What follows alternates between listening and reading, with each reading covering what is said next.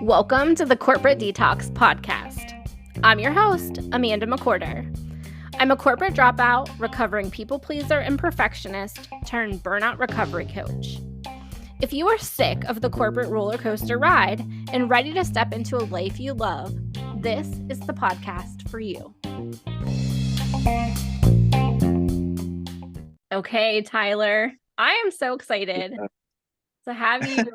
This will be the first published podcast with a guy sharing his corporate detox story. And we just talked about another Chris Thomas. We just recorded an episode a couple hours ago that'll actually be published next week.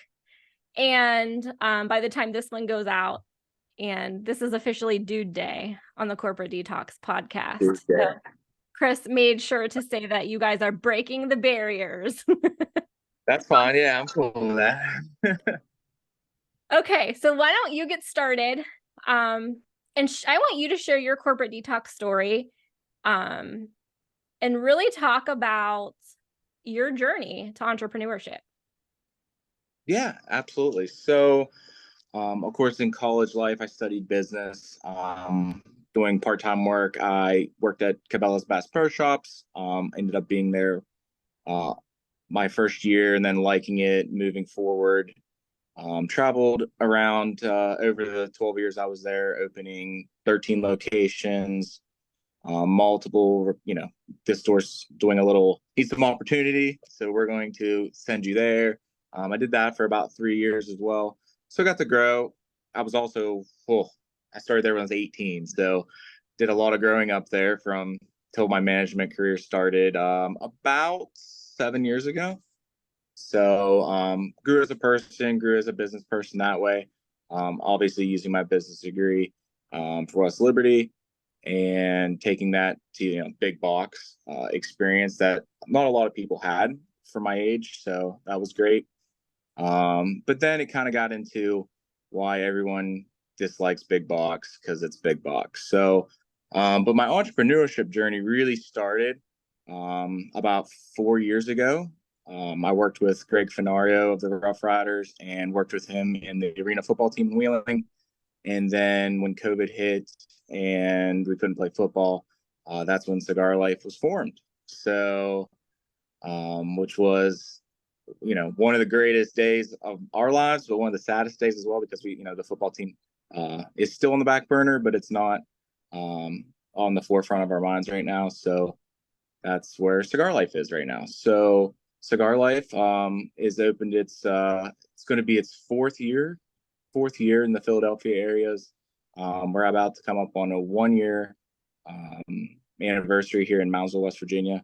So yeah, that's where my life has taken me, from big box to little box. And just because one, I get to talk to people I want to every single day. I kind of create my own path, do what I want to do. Do projects I want to do, even though it may not work out, but I at least got to try it. There's a lot more. There's no boundaries for me at all, where when I was in big box, I had a budget. I had certain things I had to do and certain numbers I had to hit, or you're just going to go out and be the boss and make sure you hit the numbers. So people could say that's not the case, but that's the case anywhere you go in big box, retail. It doesn't matter. Kroger's, it doesn't matter if it's Bass Pro Shops, it doesn't matter if it's Lowe's, Home Depot, it's everywhere. You hit the numbers, or the next guy will hit the numbers. So, or woman or lady, whatever you want to say. Thanks for including us in that. But ever since then, I've been out of Bass Pro Shops, Cabela's for almost 2 months now, and got to focus fully on my business. And we're actually launching our own cigars by hopefully, state paperwork, a couple other things. Hopefully by the end of the year, and which I've formed with 3 of my brothers. So not only I say, like I tell Rick Healy in Moundsville, LLCs are like tattoos; you just can't have one of them. So so that's another venture that I've just started down, and making and blending our own cigars, and hopefully in the next 6 months we can go to Texas and learn that's where our manufacturer is, learn the process and bring some of that manufacturing back to Wheeling is our long-term goals. But that's it for right now. I mean, nothing crazy. I just got all the time in the world, just sitting around, nothing big, no big deal. That's awesome. So Tyler and I first met in a program called Co-Starters, and he was in a different cohort than I was, but I was sitting in on a couple of their sessions just in case they needed someone to fill in at any point. And Tyler and I connected because of a mutual friend of mine that I used to work with. And we started just talking back and forth about her journey to hopefully entrepreneurship one of these days as well. But I've really enjoyed watching your story, especially coming from retail, because obviously that's the life that I lived for 18 years. And I was just talking to someone else yesterday who currently works in retail. And her and I were saying, like, it's hard. Like, you are the jack of all trades in retail. You learn so much, and it's a lot. It's a lot of pressure. It's a lot of hours, a lot of traveling in your case. Yeah. I think the hardest thing about the retail life was that you're always relying on your strong people, because you don't have time to develop the weak ones, because you're just like, I'm going to absentee them out, or they're going to take care of themselves. So you just rely on all the strong people all day long. And it's just the burnout, especially since COVID, the burnout is crazy. I mean, so that was one thing, is just I'm relying on my good people because I needed to get it done. And then I'm there doing the stuff I need to do the day to day. But then there's the department needs, and then there's the person's needs, and then there's the full timers needs. And there's times I buy 65 to maybe 100 during peak season. And you're just like, yeah, not worth it. It's a lot. And I can relate to what you're saying with relying on the good people. I remember when I first started in management, a mentor of mine was like, you have to have go-to people. Every store that you're at, you will find your go-to people. And at some point, we put so much on those go-to people, like you said, that we then are causing a lot of their burnout because we rely so heavily on those top performers. Agreed. And then at the end of it, they hate you for it, but because there's no path to success, as in like the next step for them. And like where I was, most managers have been there for 10 plus years. Like no one's going anywhere anytime soon. We had our first actual change in leadership about 7 years in. I had the same store manager for 7 years, and then and then that whole thing changed, and then it still was the same management team. We just brought one more person that was our go-to person to a manager, and we lost because we had no one in the bench. There's no bench strength anymore. So it was it's a fickle thing sometimes. Yeah. And I feel like when you work in retail, you know that you have the skills that you can go work retail anywhere else and succeed, right? Especially if you are someone that just like eats, sleeps, and breathes it all the time. Absolutely. You can go down the street and work at the next retailer. It might be a total different like thing that they're selling, but the skills are all the same. I'm interested to see like how much of like we do so much in retail, especially in retail management, that when you stepped into cigar life full time, how much of that you were like, that's a piece of cake because I did this all the time? Yeah. So I've always been like a notebook kind of person where I prioritize things top to bottom. And I'm sitting there thinking, oh my gosh, I got all this stuff to do in cigar life world. We're just next thing you know, it's 2 hours later and you're like, man, I really did bust my ass in retail. Like, you know what I mean? Like when I was a manager, I really did way more than what I ever thought I could do. Just because in cigar life, we don't until noon. So I get there 2 hours early. I can do a lot of stuff, but then I also help Edie on her side of the business when she needs to do deliveries and things like that. She's like, can you manage both of these? I'm like, Edie, I used to run 150 people. Yeah, I can manage two things. Yeah, it'll be fine. So, but then that time gave me so much more that I'm like, what else can we do with this? Can we do something else? So then it just helped me grow my business even more because, as my friends say, well, Tyler, you got all the time in the world now. So let's just, what else are you going to do? You have all this time. So, yeah. That's awesome. So let's talk Yeah. a little bit about how it felt for you to really just bet on yourself in the whole process. Because honestly, it's something that a lot of people don't do. They're so fearful of it that it just takes a different breed and a different mindset, right? To like set out to do that. So I want to start with why Tyler did both for so long. So Tyler was greedy, is what I tell people. I was greedy. So our store was so well. We had so many great people. Our bonus structure was really in our favor. So I was taking that capital and just infusing Cigar Life with, because I knew one day it's going to be my thing. I'm going to do this all by myself. So I got greedy because I'm getting influxes of cash for my cigar shop that I was like, it's a bonus. I don't live on this money. I'm just going to feed Cigar Life and keep feeding Cigar Life. So I was trying to run it as long as I can. So that was one thing that I was like, sometimes it was a good thing for me to stay there and grin and bear it, because honestly, it was giving me this influx of cash that I needed to open the storefront or do inventory, things like that. So that was like the hardest thing of stepping away, was like, man, here stops coming this influx of cash all the time from the higher ups, you know what I mean? But why I walked away. So the question, why I walk away and how am I doing it full time? Okay, so the biggest thing was aligning my priorities with what I want to do for the future. So I want to create a stable environment for at least 2 to 3 people to come to work, knowing that, hey, they're going to get 15 to 20 hours a week. And just because we didn't make sales doesn't mean you don't get your hours. I want to create, so that was one big thing that in my past life, it was 1 week you're going to work 32 hours, the next week you're going to work 0, or hey, you're going to work 28, the next week you're going to work 0, or hey, you're full time, but you might work 32. I mean, just that influx, that I just didn't support that. I mean, that was what I was told to do. That's what my paycheck, was based on. So I had to do it. I didn't really like it, Yeah. but that kind of what forced me out at the end was like, I don't have to do this anymore. I can go do what I want to do and not feel like I'm just burdening other people's lives because we didn't make, uh, obviously substantial amount of money one day last week. You know what I mean? We did great 6 days out of the week, but that seventh day was just terrible. You know what I mean? I just aligning myself with that was one of the reasons to get pushed out.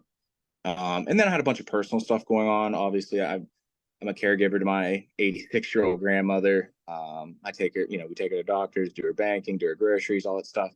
So I have a bunch of personal stuff going on. Of course, my second brother had some housing issues with a house fire and things like that. So I had a bunch of family stuff that also pushed me away from the retail life and knowing that this is going to be more substantial in the long run. So near the end, I was like, I knew it was my time to bow out gracefully and take the jump. And like you said earlier, I said, I'll give it 6 months. And if not, I can walk into Walmart tomorrow and be a manager. I've got 12 years of experience. I'm 30 years old. I mean, it is what it is. And let's do it. So, Yeah. and here we are. I love that. I tell people that all Yeah. the time, like, what's the worst that could happen? Because this is what some people, they have to still tell me to this day. What's the worst that's going to happen? You have to go back and work for someone else for Yeah. a while. Like, okay, it's not the end of the world. And I still know a lot of entrepreneurs, they work 8 to 5 and then they go work a little side job to get benefits. Like, I mean, I Yeah. that's no shame. And they're comfortable with that. They're like, hey, I'll work 4 hours, 2 days a week so I can get my benefits. Yep. So it's not an uncommon thing in entrepreneurial life, unfortunately, Yeah. which it is what it is. So Yeah. Yeah. Like people just make it happen, no matter what. I love what you shared about, the reason that you stayed in that corporate environment while building your own business was to be able to have that cash flow to build the business. And it wasn't taking away from your lifestyle, but it was also something that, not a lot of people put thought into. So Like for me, for example, I just got mad and left. I was miserable and left. I didn't have a plan. I didn't know I was going to start my own business. And I was lucky that, unfortunate that I had planned as far as like having a savings. But I always think back to how could things be a little bit different in my business today had I had stayed a little bit longer with that vision. And I was working so much that there was no vision outside of that. So I don't know that I ever would have gotten out of it. So I truly, I love that perspective and how that you've been able to invest in the business without it, being a ton of loans and things like that you feel burden under. Yep. And I think the real thing is going to hit me this winter when I just put a close sign up and enjoy Thanksgiving, and I enjoy Christmas Eve and Black Friday, and you know what I mean? Like nothing that, it's our decision if we're going to open or close. It's not like, hey, you got to get up at 4:30 in the morning. You got to go up there. You got to make coffee for a bunch of people that don't really give a shit about the coffee. And you got to, you know what I mean? Like there's all this family time that I get back. Like so far in the 2 months I've been gone, I've been canning tomatoes with my grandmother. We've been making homemade jelly. Like we've been doing all this family stuff that I'm like, wow, why haven't we done this? And everyone's like, because you work all the time. Yeah. You're right. You don't realize how much you worked until you step into entrepreneurial life and you're like, what was I doing? I was doing all this work for someone else that honestly, it's like I could have invested. Like I said, if I did this 3 years ago, Cigar Life might be in 6 towns now. I don't know. You know what I mean? Yeah. Just the way it's been going for 2 months, it's like, man, why'd I limit myself? But then it's like, you got to be humble about it and be like, well, Tyler, if you got to think about it, like Johnny Morris actually built my cigar shop because I used all the cash that for my hard work, but wasn't my money. I used someone else. I used an asset, my assets to grow another business. So I don't know. Yeah, it's a double-edged sword, but I'm humbled with what I have, especially in Moundsville, West Virginia, because I've told so many people, oh, it'll never work. It'll never work. No, Moundsville's this hot dog and hamburger town. They will never eat steak. All these weird slogans and everything. And I've been there for a year and sold some pretty nice quality cigars. And yeah, it's working. It is what it is. That's great. I love to hear that because I remember when I think it's when you couldn't find a storefront just because of some of the red tape, we'll call it here in the Wheeling area. That when I found out you were going to Moundsville, I was like, oh man, I really hope that this does work for you. But you're so right when it comes to what we've missed. And I cannot wait to hear how your holidays go. That was it's so great at the holidays. Sometimes it's a holiday and I don't even realize it's a holiday, right? Because it's not a big holiday, but it's still something I would have been working in the retail world. But you gain this whole different appreciation for life and life experiences that you didn't have because you were inside working the sales floor. Yeah. And then, you know how it is in retail life. It's like, well, you're the youngest, you can do it. And it's like, no. Everyone takes a turn. Well, it's Thanksgiving. You can do it, right? Done it for fucking 10 years. No, I've done it for 10 years. I really don't want to do it. But whatever, you know what I mean? And that deals were made where it's like, you work this, then you can have the day after off or whatever, But like, no more deal making. It's over. Yeah. Yeah. I remember sitting in union negotiations. And of course, I'm on the company side of the table for that whole process. And I remember the first time, there was proposals about closing the store on, certain holidays. And I thought to myself, like, what are they smoking? Like, we can't do that, right? But that's just how I was brought up. Like you were open every day except for Christmas Day. Yep. And I was just used to it, right? But now I'm like, man, I feel bad for people that are, working on the holiday. I tell ever since we switched to, entrepreneurial life, me and my girlfriend, we've shopped small every day. it's going to Walmart like everyone else, but like we need vegetables, we go to Jebbia's. We need meat, we go to Nicholas's. I mean, we shop, we go to Carlitos, we go to Cheese Melt, we go to Later. Like we go to everything small as possible. And I'm like, look at her. I was like, I will never step foot in one of these places. You know what I mean? On a holiday, I'll never go to any. I'll be like, close it down. You know what I mean? I'll never go to Walmart. I'll never go to Respect. I'll be like, shut it down. Yeah. No. So Yeah. because I always like people, it's like, oh, it sucks you got to work on a holiday. And I'm like, because you're here, jackass. That's why I'm working on a holiday. Like, you're here. Quit telling me, oh, it sucks you got to work on a holiday. Well, you're here. That's why we're working on a holiday. It's so true. It's so true. Yeah.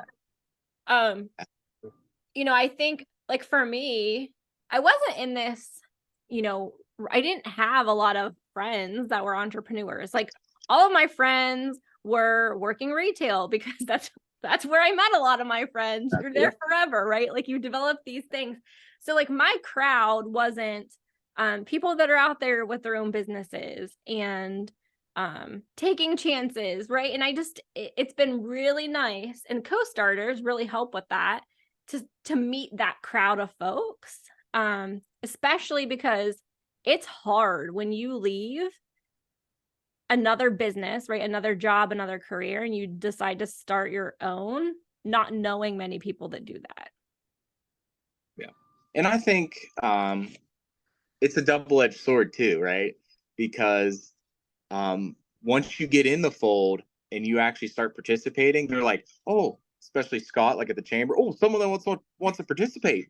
Oh, okay. And the next thing you know, you're like, you're going to this dinner, you got this, you got this, you got this, and you're like, who's running the business? Like it could be overwhelming at the same time because you're like, great, there's so many people that I want to talk to, I want to meet up with. Like I went to several breakfasts and I met with people that make commercials. I met with people that make, merch. I've met, so like that stuff. Okay, I'll support you because you're going to support me. That's how this works. Cool. And then there's other stuff that's like, what's beneficial to you for your business, and what's actually just like, I'm going to take the write off or the donation and just get my name out there. Because if I get 10%, hey, that's fine. But you really don't know, right? Some of it's a gamble. You don't know if the billboard's going to work. You don't know if the commercial's going to work. But you're like, I got to try something. Exactly. So the chamber life has been great for me and Scott in Moundsville. Of course, I work great with Valerie with Red. That's why Cigar Life is where it is because she found the location for us. And because I called her like panicking, like, it's over. The dream's over. I don't know what I'm going to do. I'm going to take a couple months and figure it out. And she's like, no, calm down. This week, I want you to do all the research on the laws and everything. And then tell me where we're at. And then we'll go from there. And I called her like 2 days later and was like, the county seems like it's going to work. I've called a bunch of people and they don't see what the problem is. And she's like, I got 3 places. You ready to work? Can you come tomorrow? Sure. So then, meeting Valerie and meeting a couple of these, Wheeling Heritage, if you're going to be in Wheeling, things like that. Once you get into those little groups, and I'm not saying it's cliquey or anything like that. I'm just saying it takes an effort to go there and say, hey, I need help, because no one wants to say I need help. Once you get into that, and then you can, next thing you know, it's like, especially in the cigar world, it's like once you meet with one broker, they're like, oh, do you know this guy? And you're like, no. So that's happened the other day. A guy named Anthony works for used to work at the steakhouse in Weirton that sells cigars as well with the restaurant. He hits me with this guy from Aganosa Cigars, then he hits me with a guy from Leaf Tobacco or Leaf by Oscar. Next thing you know, I have 6 guys that I didn't have in my Rolodex 10 minutes ago, just because he decided to come in the shop and see what it's about. You know what I mean? So all this, it just happens. So once you find, a lot of people are like, oh, they sell cigars. Why would you support them? I'm like, because competition breeds business. That's my motto forever. So I go in there and I buy cigars. They're like, I can't believe you buy cigars from someone else and own a cigar shop. I'm like, that's how it works. Yeah. Because if I want to buy a box of cigars, I tell people it doesn't go in there unless I smoke it. So then I go somewhere and buy it from someone, and that's how it works. So I don't know. I think everyone's a little scary of competition, but just come to Moundsville and I'll show you where there's 12 vape shops and they all succeed. So it is what it is. That's awesome. Yeah. There's another one opening on the corner on Route 2. Collaboration over competition is definitely like, it's been on the top of my mind for a long time, but even more recently, because I kind of found myself almost in the same situation where you start getting into,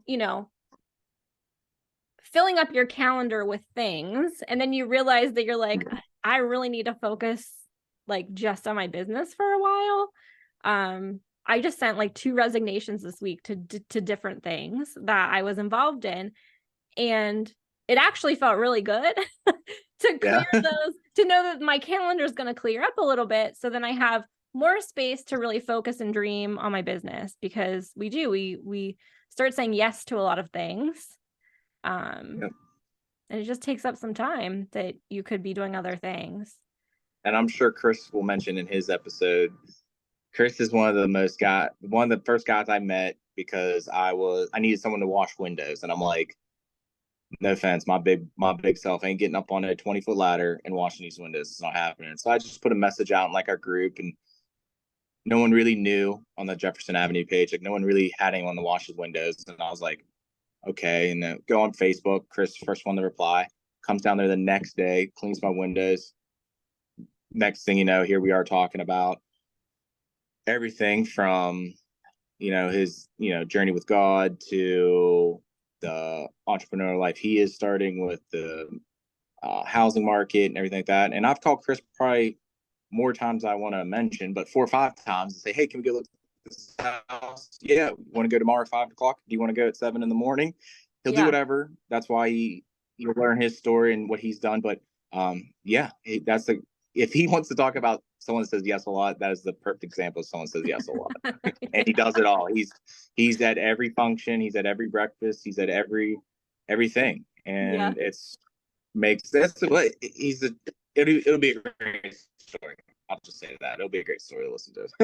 Yeah. It was a good it's a good story. We recorded a little bit ago, and of course we had a lot of, we probably talked for a good half hour, 45 minutes, like not recording, just catching up. And, he speaks really highly of, everything that you guys are doing down there in Moundsville. And I told him I don't get down there as much as I probably should. So, plan on seeing me in the cigar shop at some point. Okay. That works. That works. So, Tyler, on this journey, what would be the biggest piece of advice that you have for someone, especially if they've been working the retail world for a long time? To jump into entrepreneurial life isn't just a flip of the switch. It's something you have to be somewhat skilled at, because you are the marketer, you're the salesman, you're the inventory specialist, you're the shipper, you're everything. So if you want to just pawn tasks off on other people, well, there's no one there to do them but you in most cases. So you have to be a worker. It is what it is. Entrepreneurial life works for 1 to 2 individuals because that's who runs the business, 1 or 2 individuals. So you can't be afraid of hard work. I know cigars is the different. Everyone's like, oh, it's a rough life, Tyler, drinking and smoking cigars. I'm like, well, someone's got to do it, and it's got to be me. So mine's a bad example, but what I'm saying is I know a lot of craft people, their product, they make it themselves from start to finish. We're not to that, we're not to that stage in our journey yet. But it still takes a lot of effort to get the product here, because it is one of them things where sells out constantly. So if you want a specific cigar, specific company, wrapper, binder, wrapper, filler, whatever size, you got to be on it. Sometimes you can ask my girlfriend. I mean, Christmas Eve this year, I was up at 2:30 in the morning shopping cigars online because no one else is up, and that's when you get the good stuff. So sometimes, she'll get up at 4 in the morning and I'll be over there on my phone, like scrolling through stuff. She'll go, "You just shopping?" I'm like, "Yep." So there's a dedication piece to that as well. I want my customers to know that I take it serious. I only try to buy what is, what we can turn and burn real quick and is great profit for us and great margin for the customer.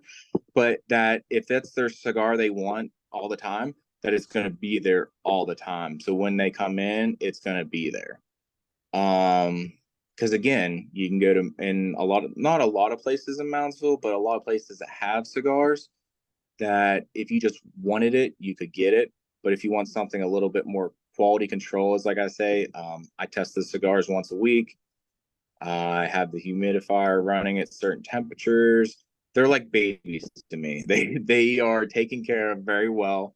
There are, imported cedar. I mean, it's all kinds of stuff like that the customers know the difference and they understand. So that's why some cigars, I'm like, hey guys, that's the price. I mean, that's the best I can do, and they understand. Yeah. We got 3 taxes we got to pay before it gets here, and certain things like that.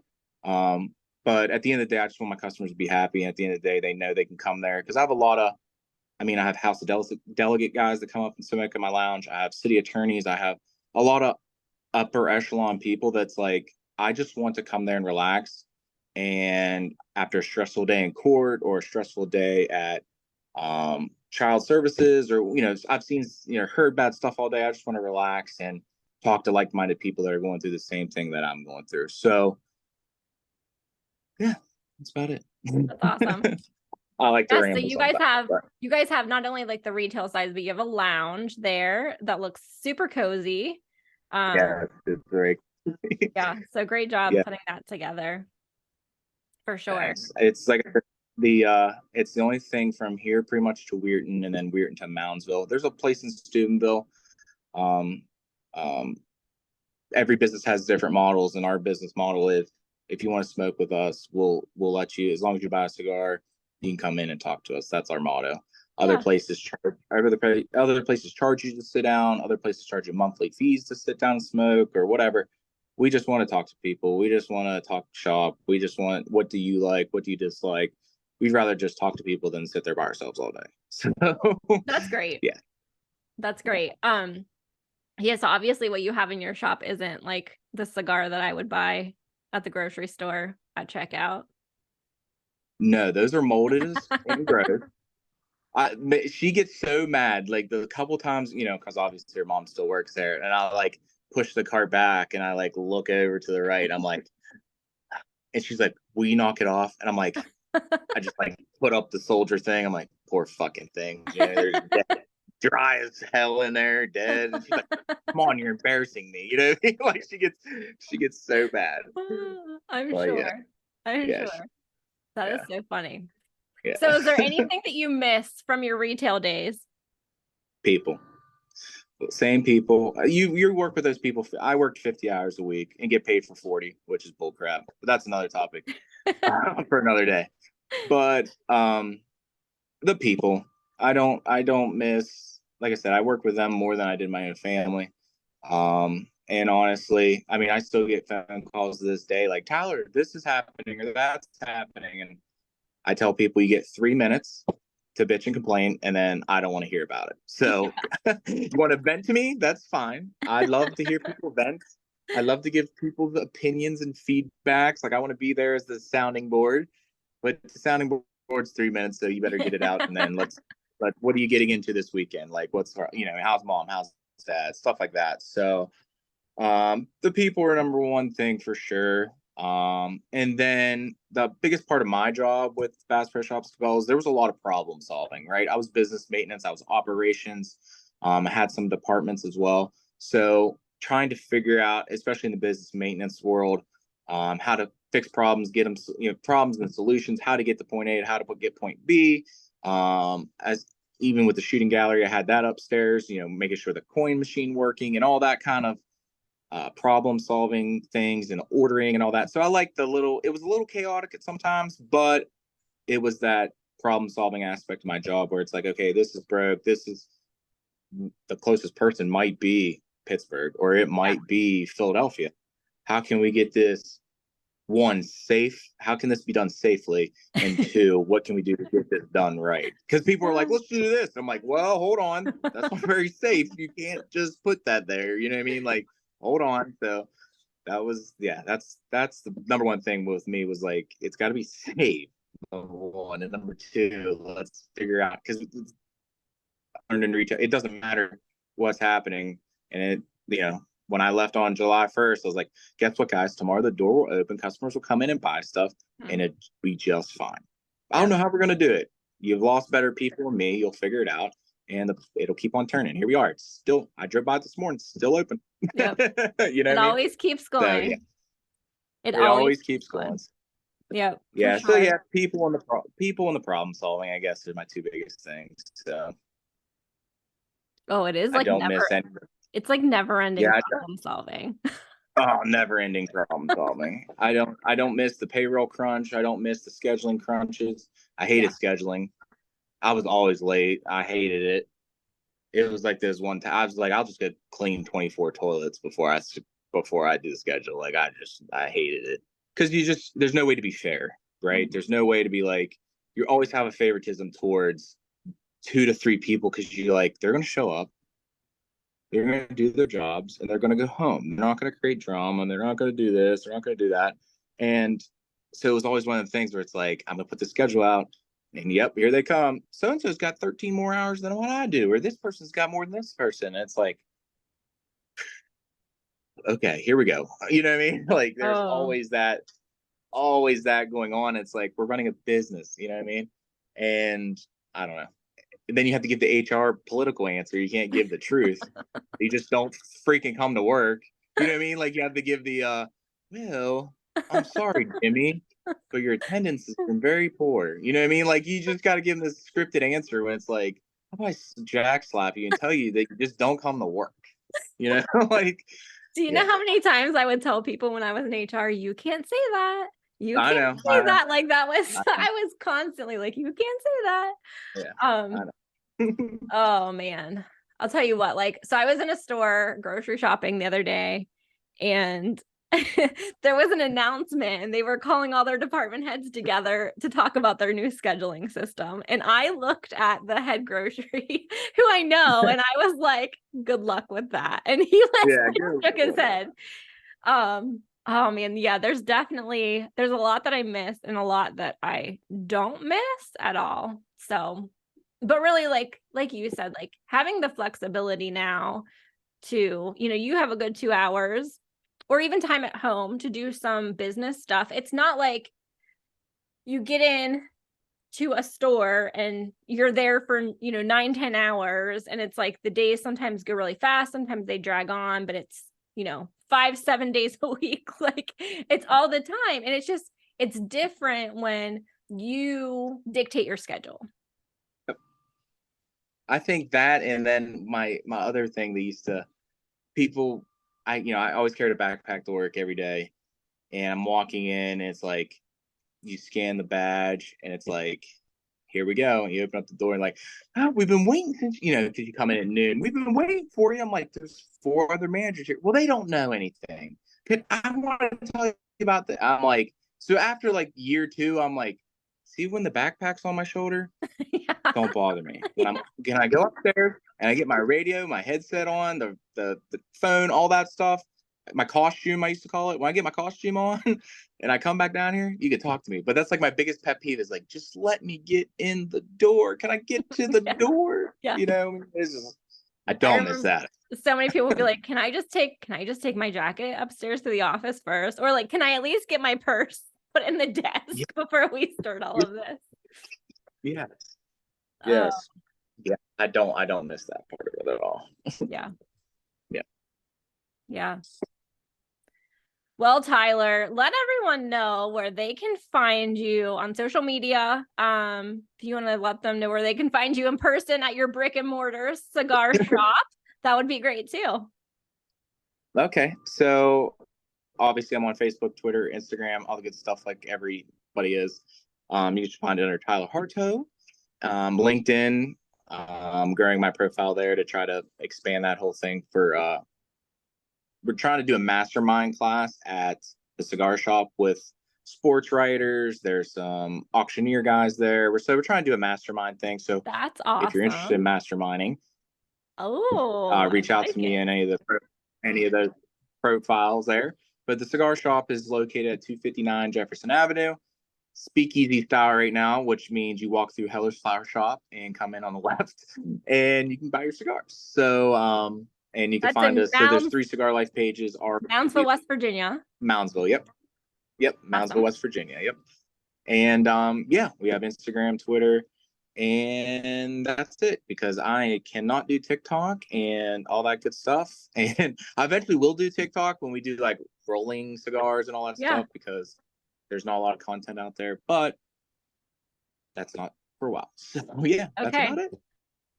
Okay. Well, Tyler, I appreciate your time. I appreciate you scheduling Dude Day today, you and Chris, and getting this off the ground for us. And really just sharing your story. And what was I gonna say? What was the last thing? Oh, there's Eric across the street from me too, who is work construction, everything like that, and then opened his card shop. So if you need another dude, awesome. Yeah, that would be great. That would be great. Yeah, set me up. So all right. Okay, everyone. So I will drop all of Tyler's information in the show notes. And if you're local, if you live here in the Ohio Valley, make sure that you make a trip to Moundsville, West Virginia, and check out Cigar Life. It is it's a treat. I haven't personally been there, but I've been hearing all the hype. So especially if you've got a cigar lover in your life, you know, we're coming up. Holiday season will be here before you know it. So there's always time to add a cigar for a special occasion. Awesome. Yep. Thanks, Tyler. And we have go ahead. I'll say, and we have gender reveal products too. So I work with my brother at the fireworks supermarket.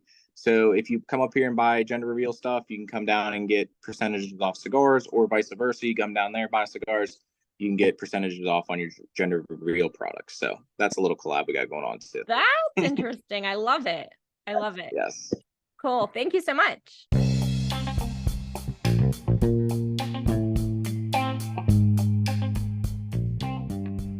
So, are you ready to start your own corporate detox journey?